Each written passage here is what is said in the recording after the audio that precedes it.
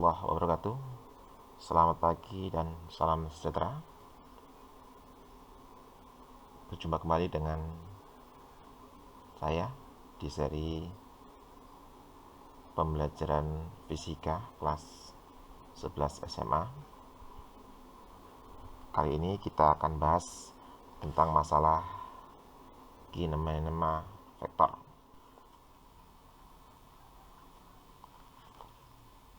Menentukan perpindahan partikel pada bidang.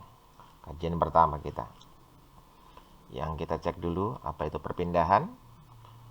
Perpindahan itulah perubahan posisi pada selang waktu. Oke. Atau lebih enaknya jika perpindahan itu diibaratkan dengan delta R, maka perubahan sisi yang dimaksud adalah nilai dari R akhir dikurang dengan R awal. Contoh seperti ini. Anda di sini bergerak menuju, ini adalah posisi A pertama, itu awal, dan B itu adalah posisi akhir. Tentunya pada posisi awal, jika itu kita tempatkan pada bidang, akan menunjukkan nilai posisi X, dan posisi Y kita anggap cermati aja sebagai X1, Y1, dan posisi B itu adalah X2, Y2. Yang dimaksud dengan perpindahan adalah ini. Pergerakan dari A ke B yang jelas mempunyai nilai waktu berapapun, entah itu 1 detik, 2 detik, atau mungkin dengan jam-jaman, atau bahkan dengan tahunan. Yang terpenting pada saat dia berubah posisi, berubah kedudukan dari titik ke titik, dan dihitung dengan selang waktunya, itu sebagai perpindahan. Dalam notasi vektor, delta R itu kita bisa buat sebagai delta XI ditambah delta YJ, dengan delta X itu adalah nilai daripada X akhir dimin X awal, sedangkan Y itu adalah Y akhir dimin Y awal. Dari posisi ini kita tahu bahwa komponen akhir itu dalam kartesius dimuatkan dalam X2, Y2, sedangkan komponen awal itu dalam kartesius dimuatkan X1, Y1. Kita contohkan dalam soal saja. Bagaimana menghitung perpindahan. Jika ini saya katakan sebagai X1, Y1, ini adalah kartesius, dan ini adalah posisi X1, Y1. Anggap posisi ini adalah posisi seekor tupai. Seekor tupai. Oke. Dan kita ada tentunya di pusat 0,0 supaya mudah untuk awal penglihatan. Ternyata pada 0 detik kita lihat pertama itu posisi tupai itu contoh 2 meter ke atas dan 3 meter ke kanan kita. Oke. Ingat, dalam kartesius kanan kiri itu adalah sebagai X, atas bawah itu adalah sebagai Y. Tadi 2 meter ke atas dan 3 meter ke arah kanan, maka dikatakan 3,2. Setelah itu, tentunya dalam selang waktu tertentu, kita melihat lagi dari posisi itu. Contoh 2 detik. Kita lihat lagi pergerakan tupai itu, contoh di sini aja. udah beda. Turun dia 1 meter di atas kita dan 10 meter di sebelah kanan kita. Berarti nanti 10,1. Ingat, kanan kiri itu adalah sumbu X, atas bawah itu adalah sumbu Y. Pertanyaannya, bagaimana kita membuat notasi vektor dari gerak si tikus ini, si tupai ini? Anggap saja ini sebagai X1 Y1 karena tadi mula ini adalah X2 Y2.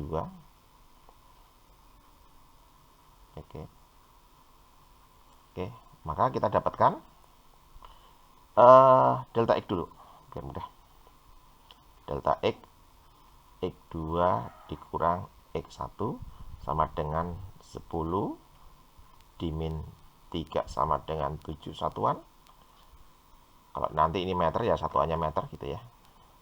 Delta Y sama dengan 1 dimin 2 sama dengan, maaf ini Y2 dulu ya.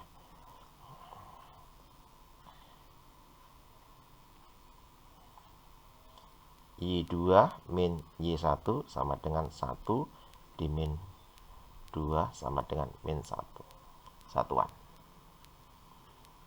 Nah, komponennya bisa kita dapatkan nih, delta R-nya adalah delta XI ditambah delta YC sama dengan delta X-nya adalah 7I ditambah minus atau langsung aja minus 1C. Ini adalah komponen vektor. Dari komponen vektor kita juga bisa mencari langsung jaraknya. Jarak yang ditempuh vektor, jarak yang ditempuh tupai dalam besaran vektor. Kita tahu rumus jarak dalam besaran vektor adalah akar dari komponen X kuadrat ditambah dengan ya, nilai daripada komponen Y dikuadratkan sama dengan akar dari 7 kuadrat ditambah minus 1 kuadrat sama dengan akar dari 49 ditambah 1 sama dengan akar dari 50 satuan. Nah ini, gunakan teknik ini untuk mengerjakan besar perpindahan maupun untuk mencari vektor satuan. Vektor satuannya ini, sedangkan besar perpindahannya ini. Yang kedua adalah kita mencari kecepatan partikel rata-rata. Kembali sekarang adalah bagaimana mencari kecepatan partikel pada bidang, terutama kecepatan rata-rata. Sebelum kita melangkah kepada bidang, tentunya kita baik pula menganalisis tentang kecepatan rata-rata pada garis. Pada garis, contoh Anda pergi. Contoh ini cerita tentang garis seperti ini. Contoh Anda pergi dari Aceh menuju ke Jakarta. Ya. Itu pada saat Anda pertama di Aceh, setelah itu pada saat kedua di Jakarta ditarik garis lurus, akan timbul panjang. Nah, seperti itu yang disebut dengan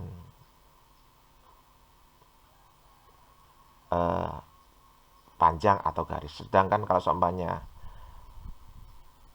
pada posisi bidang, lebih enak kita kaitkan dengan kartesius. Kalau tadi panjang garis hanya menunjukkan satu dimensi saja, itu bisa kita bentuk sebagai V topi atau kecepatan topi. Itu nilainya adalah delta X per delta Y. Kita tahu tadi delta X adalah X akhir di min awal, sedangkan delta T adalah waktu akhir dikurang waktu awal. Ya, terbiasa pada waktu awal kalau tidak ada informasi, maka waktu awalnya kita anggap sebagai 0. Tapi jika ada informasi, ikutin informasi yang ada. Sedangkan kecepatan rata-rata pada bidang, tadi kalau komponen garis itu hanya X saja kita andaikan. Tetapi pada saat komponen bidang, maka pengandaiannya akan bertambah satu lagi, yaitu komponen X dan komponen Y. Sama untuk mengerjakan V topi pada kecepatan rata-rata pada bidang adalah karena bidang itu melibatkan dua komponen X dan komponen Y, maka kita dapatkan adalah delta X per delta T untuk komponen I ditambah delta Y per delta T untuk komponen J, atau sebanding dengan X2 min X1 dibagi T2 min 1 untuk I, dan Y2 min Y1 dibagi T2 min T1 untuk J. Jika seumpamanya delta X per delta T itu sama dengan Vx, sedangkan delta Y per delta T sama dengan Vy, maka V topi atau kecepatan rata-rata pada bidang itu dalam bentuk komponen vektor bisa ditulis sebagai Vxi ditambah Vyj. Ya, dengan besarannya pastinya tentunya adalah akar dari Vx kuadrat ditambah Vy kuadrat. Soal yang tadi saja. Soal yang tadi tupai, ya. Oke, tupai itu bergerak ke kanan 3, ke atas 2, dan dilanjutkan 2 detik kemudian ke kanan 10, ke atas 1. Bagaimana kita mendapatkan kecepatan rata-ratanya? Kita ikutin aja seperti tadi. V sama dengan X2 min X1 per T2 min T1 untuk komponen I, ditambah Y2 min Y1 per T2 min T1 untuk komponen J. Langsung saja kita masukkan. Kita tahu tadi bahwa X2 itu adalah 10, sedangkan X1 itu adalah 3. Ya, maaf, taruh saja biar mudah. Ini X1, ini Y1, ini X2, ini Y2. Diingat, kalau tadi tidak disebutkan, maka T awalnya kita anggap sebagai 0. Atau tadi saya sudah bilang, detik awal itu adalah 0. Maka kita dapatkan T2-nya adalah 2. Karena selang waktunya 2, di min 0 untuk I, ditambah 1 di min 2 dibagi 2 di min 0 untuk J. Dari poin ini kita dapatkan 7 per 2 I ditambah min 1 per 2 untuk J. Ini adalah komponen vektornya. Ini adalah komponen posisi vektornya. Kita sudah dapat, maka kita tinggal seumpamanya ditanyalah besar kecepatan rata-rata, tinggal mutlak F sama dengan akar daripada Vx kuadrat ditambah Vy kuadrat, atau sama dengan min 7 per 2 dikuadratkan ditambah min 1 per 2 dikuadratkan. Dalam kurungan biar mudah. Diakarkan. Kita dapatkan akar daripada 49 per 4. 49 ditambah dengan 1 per 4. Atau sebanding dengan nilainya akar panjang 50 per